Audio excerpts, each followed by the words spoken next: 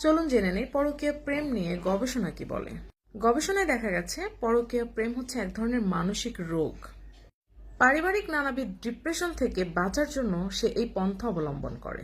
একটা নারী আরেকটা নারীর অথবা একজন পুরুষ আরেকজন পুরুষের সংসার ভাঙার একটা নেশা তার মধ্যে কাজ করে। গবেষণায় আরো দেখা গেছে ওই সময়টাতে তাদের মাথার মধ্যে এক ধরনের প্রতিযোগিতা কাজ করে। কিসের প্রতিযোগিতা? জেতার প্রতিযোগিতা। একজন নারী ওই সময়টাতে নিজেকে সবচেয়ে বেশি সুন্দরী ভাবা শুরু করে এবং একজন পুরুষ ওই সময়টাতে নিজেকে সবচেয়ে বেশি হ্যান্ডসাম ভাবা শুরু করে। যে দুজন ব্যক্তি পরকীয়া প্রেমে আসক্ত থাকেন সেই দুজন ব্যক্তি মানসিক রোগী ছাড়া আর কিছুই না, সেটা গবেষণা বলছে, আমি না। যারা পরকীয়া প্রেমের সাথে যুক্ত তাদের মানসিক নিয়ন্ত্রণের ক্ষমতা একেবারেই নেই।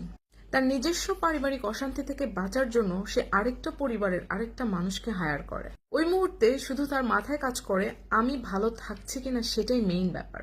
ওই মুহূর্তে পরকীয়ার ব্যক্তিটি নিজেকে সুখী রাখাটাকে একমাত্র লক্ষ্য এবং উদ্দেশ্য মনে করে।